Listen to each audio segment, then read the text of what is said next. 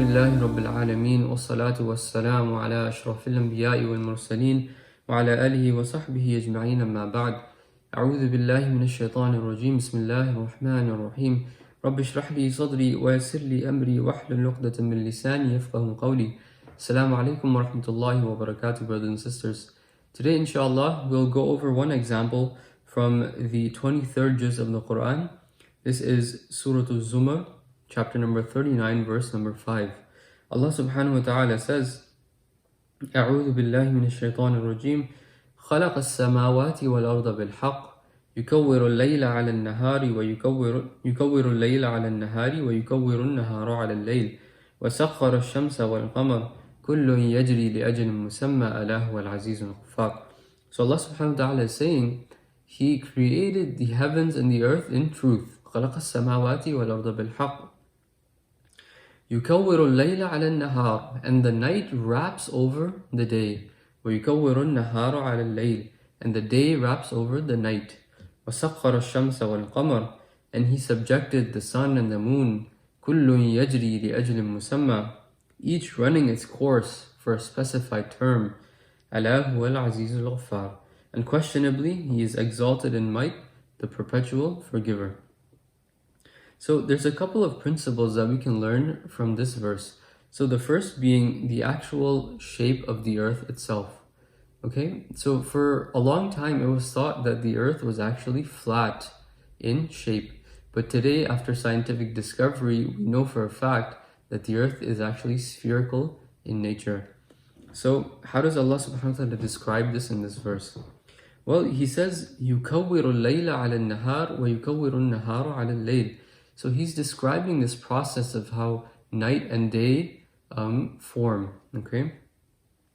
So He uses the word yukawwir, and this word yukawwir actually comes from the word kura, which means ball in Arabic.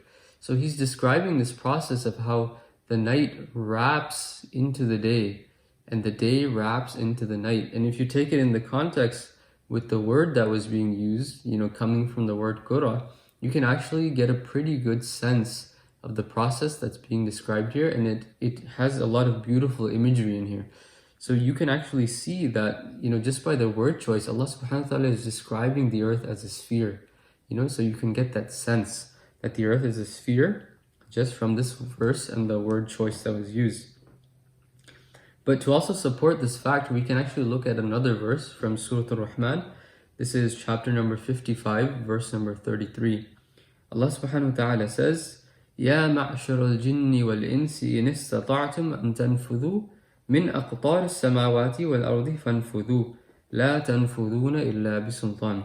So Allah subhanahu wa ta'ala is addressing the jinn and mankind in this verse. He's saying, O company of jinn and man, escape the diameters or boundaries of the heavens and the earth if you can, but you won't be able to escape without authority.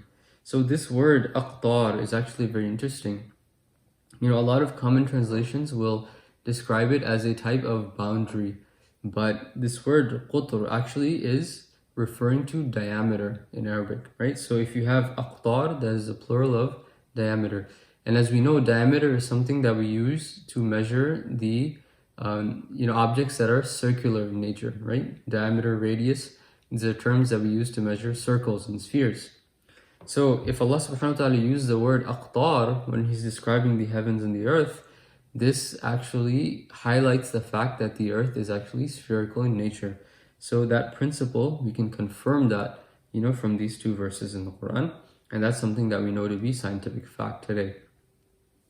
Now the second principle that we can learn from this verse is the actual orbit of the sun, the moon, and the earth. So for a long time, it was thought that the sun is actually stationary. The sun doesn't move. Rather, the earth and the moon actually revolve around the sun.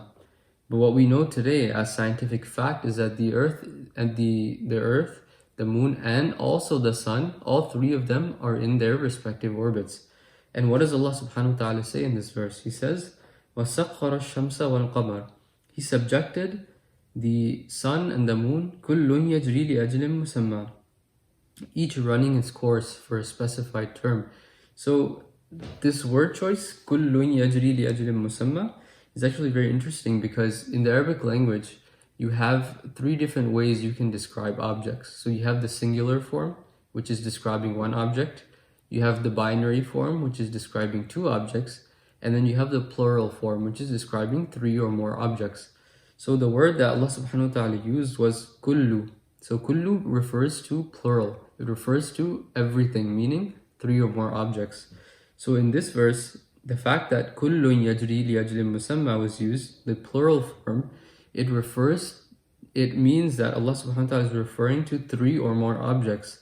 So let's look at the different objects that are mentioned in this verse. So first you have خَلَقَ السَّمَاوَاتِ وَالْأَرْضَ بِالْحَقِّ.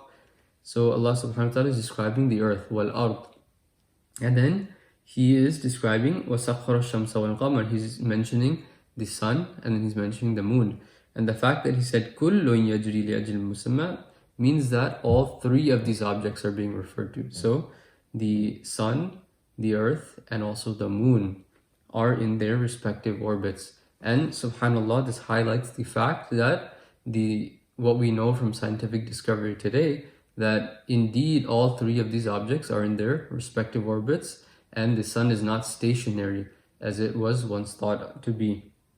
And these are relatively new scientific discoveries in the early 19th century that were discovered by astronomers. So subhanAllah, we can learn a lot from this verse as it relates to our solar system and the planets that surround us, as well as Earth itself. And so I thought that was a very interesting example to share. I hope it will be of benefit. And I ask Allah subhanahu wa ta'ala that He allow us to continue our understanding of the Quran, and He embed it inside of our hearts, and He give us taqwa and increase our iman as a result of it. وآخر دعوانا أن الحمد لله رب العالمين والسلام عليكم ورحمة الله وبركاته.